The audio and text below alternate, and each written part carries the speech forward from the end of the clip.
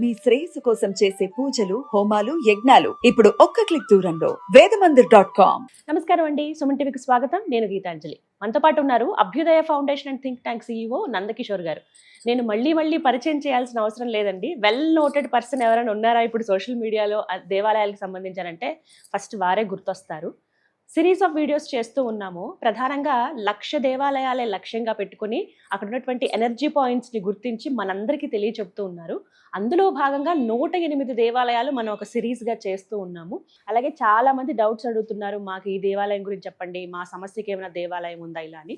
ప్రతి ఒక్కటి కూడా చదవటం చూడటం జరుగుతుందండి. వాటికి సంబంధించే నందకిషోర్ గారికి చెప్పగానే వారు యాక్సెప్ట్ చేసి ఉన్నాయి వీటికి కూడా దేవాలయాలను మనకు చెబుతూ ఉన్నారు. నందకిషోర్ రెడ్డి గారితో మాట్లాడదాం. సార్ నమస్కారం. నమస్తే అండి. సార్, చాలా రిక్వెస్ట్లు వచ్చేస్తూ ఉన్నాయి. ప్రత్యేకించి కొంతమంది ఏంటంటే వ్యక్తిగత జాతకాలు చూసుకుని మా జాతకంలో ఈ ప్రాబ్లమ్స్ ఉన్నాయండి, వీటికి విశేషంగా ఏమైనా దేవాలయాలు ఉన్నాయా అని అడుగుతున్నారు.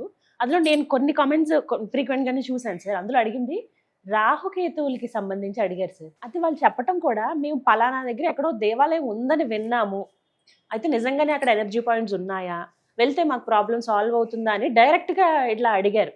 అంటే ఎక్కడో విన్నవే ఇవి, ఫలానా క్షేత్రాలు ఉన్నాయండి, అక్కడ చాలా రహస్యంగా పూజ చేస్తారు, ఖచ్చితంగా ఏమన్నా ప్రాబ్లం ఉంటే రాహుకేతువులకి సంబంధించి వాటి నుంచి బయటపడతారు, ఒక ప్రక్రియ అయితే ఉంటుందని విన్నాము.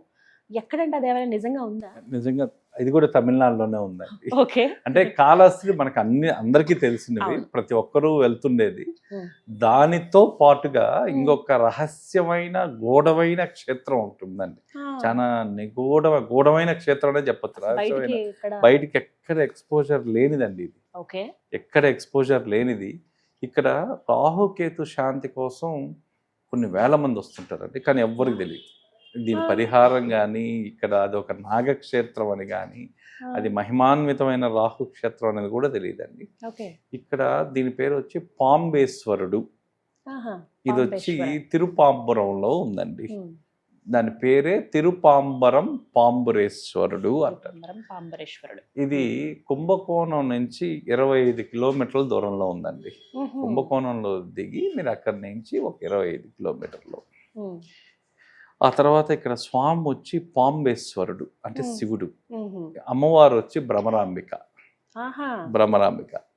ఇక్కడ ఉన్న ఈ ఆలయానికి ఉన్న ప్రత్యేకత ఏంటంటే సర్పశక్తి, నాగతత్వం అధికంగా ఉండే క్షేత్రం ఏదన్నా ఉంది అంటే ఈ క్షేత్రం, పాంబరేశ్వరుడు క్షేత్రం. పాంబు అంటే పాము, పాంబురం అంటే పాములు నివసించే స్థలం, పాములు నివసించే స్థలం అండి. అంటే ఇక్కడ స్థల పురాణం ఏ విధంగా ఉందంటే, ఈ క్షేత్రంలో స్వయంగా రాహుకేతువులే శివుణ్ణి ఆరాధించారు అనేది స్థల పురాణం. ఈ క్షేత్రంలో రాహుకేతువులే స్వయంగా శివుణ్ణి పూజించారు అంటారు. ఇది ఎలా అంటే, ఒకప్పుడు రాహుకేతువులు సర్పరూపంలో పాప పరిహారం కోసం భూమిపైకి వచ్చారండి. వచ్చిన తర్వాత ఇక్కడ ఒక శివలింగం స్థాపించారు. వాళ్ళు స్థాపించి పూజలు చేసి తపస్సులు చేశారు. వారి ద్వారానే స్థాపించి పూజలు చేశారు. వాటికి శివుడు ప్రసన్నుడై వాళ్ళకి ప్రత్యక్షమై ఇక్కడ పూజలు చేసిన వారికి రాహుకేతు దోషాలు తగ్గుతాయని వరం ఇచ్చారు. ఈ క్షేత్రంలో ఎవరు పూజలు చేసినా రాహుకేతు దోషాలు తగ్గుతాయని స్వయంగా స్వామి వరం ఇచ్చిన ప్రదేశం ఏదన్నా ఉందంటే ఈ తిరుపాంబరం. ఇక్కడ విశేషం ఏంటంటే, ఎక్కడ మీకు ఈ ఆలయంలో అండి ఇంత మునుపు మనం డిస్కషన్లో తమాషగా మాట్లాడుకున్న దాంట్లో రాహుకేతువులకి ఎక్కడ విగ్రహాలు ఉండవు ఈ ఆలయంలో. ఈ ఆలయంలో రాహుకేతువులకి ఏవి విగ్రహాలు ఉండవు, కానీ వాళ్ళ శక్తి చాలా స్ట్రాంగ్గా ఫీల్ అవుతారు మీరు ఇక్కడ.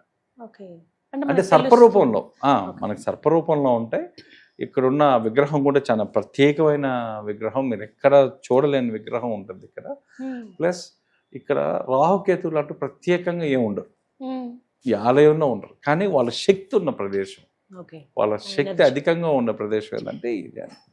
ఇక్కడ రాగానే మీ మూలాధార చక్రం, ఆ తర్వాత మీ ఆజ్ఞా చక్రం ఆటోమేటిక్గా యాక్టివేట్ అవుతాయి.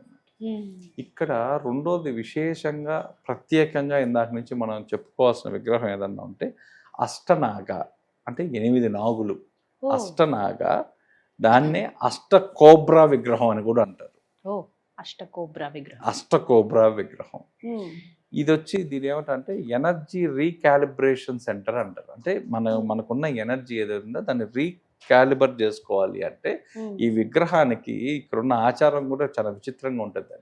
మీరు ఎంత ఎక్కువ పాలు అభిషేకం చేస్తే, ఎన్ని ఎక్కువ లీటర్లు మీరు కానీ అభిషేకాలు చేస్తే మీకు అంత శీఘ్రంగా ఫలితం ఉంటుంది అంటారు ఇక్కడ. ఉమ్, ఉమ్, ఇది కూడా సాంప్రదాయం ఇక్కడ. ఇక్కడ ఉమ్, సాంప్రదాయం ప్రకారం మీరు ఎంత ఎక్కువ పాలతో అభిషేకం చేస్తే మీకు వచ్చే ఫలితాలు కూడా అంత వేగంగా ఉంటాయండి. ఓకే. అందుకే కొన్ని 100 లీటర్లు వాడుతుంటారండి ఇక్కడ పాలు. ఇక్కడ మూల విగ్రహానికేనండి? మూల ఈ అష్టనాగ విగ్రహానికి, ఈ ఆహా. అష్టనాగులకి, ఓకే. ఈ అష్టనాగ విగ్రహానికి అభిషేకం చేస్తూనే ఉంటారు ఇక. అభిషేకం అండి. సో ఈ అష్టనాగు అంటే మనకి ఇందాక మనం చెప్పినట్లుగా ఫస్ట్ వచ్చి అనంతనాగ, ఉమ్, ఇది వచ్చి స్థిరత్వానికి. ఉమ్, ఆ తర్వాత రెండోది వచ్చి వాసుకి, ఉమ్, ఇది వచ్చి కర్మ క్లీనింగ్కి. ఉమ్, మూడోది వచ్చి తక్షక, ఇది వచ్చి శక్తి యాక్టివేషన్కి. ఆ తర్వాత కర్కోటక, ఇది వచ్చి దోష నివారణకి. ఉమ్, ఆ తర్వాత పద్మ, ఇది ఎందుకని ఆధ్యాత్మిక వికాసానికి. ఆ తర్వాత మహాపద్మ, ఇది వచ్చి సంపద శక్తిని ఇస్తుంది. ఉమ్, ఆ తర్వాత శంఖ, ఇది వచ్చి మైండ్ క్లారిటీని ఇస్తుంది. ఆ తర్వాత కులిక, ఇది వచ్చి రక్షణని ఇస్తుంది. ఉమ్, సో ఇవన్నీ కలిసి రాహు ఎనర్జీ యొక్క ఆ శక్తిని, ఎనర్జీని బ్యాలెన్స్ చేస్తాయండి. ఓకే. బ్యాలెన్స్ చేసి ఎవరిలో అయితే ఇవి లేవో మీరు ఈ అష్టనాగులకి అభిషేకాన్ని చేయడం వల్ల ఆటోమేటిక్గా రాహుకేతు శాంతి అనేది మీకు అక్కడ ఓ. జరిగి ఈ కర్మ ప్యాటర్న్ ఏదైతే ఉంటుందో ఆ ప్యాటర్న్ మొత్తం బ్రేక్ అవుతుంది. అచ్చా, ఓకే. బ్రేక్ ఉమ్, అవుతుంది. సో ఇక్కడ రాహు దోషం ఉన్నవాళ్ళు, సర్పదోషం ఉన్నవాళ్ళు, పెళ్ళి ఆలస్యం అయ్యేవాళ్ళు, ఎక్కువ డిప్రెషన్లో ఉండేవాళ్ళు, ఉమ్, మానసిక ఆందోళన విపరీతంగా ఉన్నవాళ్ళు, వీళ్ళందరూ కూడా ఇక్కడికి వచ్చి పాలాభిషేకం చేయించుకోవడం అనేది ఇంపార్టెంట్. ఓకే. ఇవి వచ్చి మీకు మెంటల్ టెన్షన్ తగ్గిస్తాయి, డెసిషన్ మేకింగ్ కెపాసిటీని పెంచుతాయండి. ఉమ్. సో ఇక్కడ మీరు వచ్చి ప్రత్యేకమైన పూజలు మీరు చేయాల్సిన పూజలు ఏంటి ఏదైనా ఉంటుంది ఉంటే సార్ ప్రక్రియ? పాలాభిషేకం మెయిన్, ఫస్ట్ పాలాభిషేకం. ఉమ్, తర్వాత నల్ల నువ్వులుతో నాగ ప్రతిమలకు ప్రార్థన. ఉమ్, ఇవి రాహుకాలంలో పూజ చాలా పవర్ఫుల్ అండి. ఇక్కడ ఉమ్, రాహుకాలంలో కానీ ఇవి కానీ చేస్తే చాలా పవర్ఫుల్. ఉమ్, ఆ తర్వాత ఈ అష్టనాగులు అంటే ఏమంటే మన బాడీలో ఉన్న ఎనర్జీ కోడ్స్, ఉమ్, సేమ్ మన బాడీలో ఉన్న ఎనర్జీ కోడ్స్. ఆ తర్వాత పాలాభిషేకం తర్వాత ఒక ప్రక్రియ ఉందండి, అది చాలా ఇంపార్టెంట్. ఓకే. అందరూ అభిషేకం చేసేసి గబగబని బయటకు వచ్చేస్తారు, కానీ అలా కాదు. ఉమ్, అభిషేకం చేసిన తర్వాత మీ వాచ్లో మీరు టైం పెట్టుకొని 8 నిమిషాలు ఖచ్చితంగా అభిషేకం తర్వాత ఆ అష్టనాగుల్ని చూడాలి.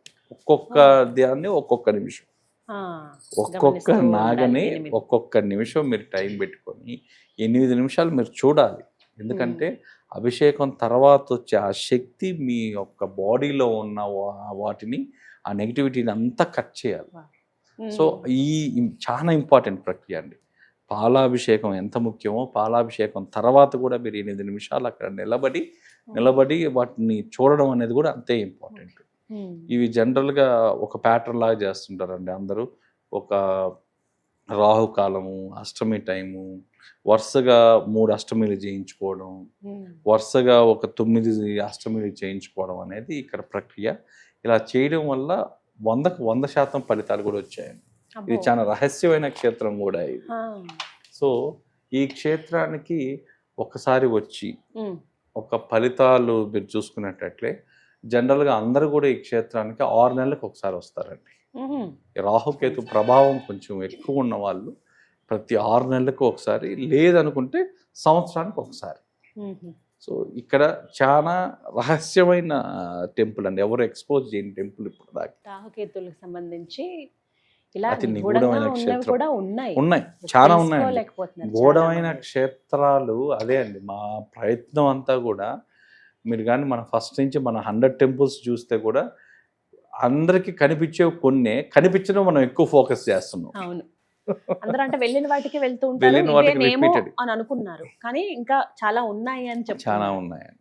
బట్ మనం ఏంటంటే ఒకదానికి మనం మ్యాచింగ్ కంపారిజన్ చేయట్లేదండి. నేను మళ్ళీ ఎక్కడ చెప్తున్నాను, శక్తి అక్కడదే. ఎక్కడ శక్తి అక్కడే, ఎక్కడక్కడ లైవ్ ఎనర్జీస్. ఎందుకంటే ఇవి ఉన్నాయని తెలుసుకోవడం మన బాధ్యత.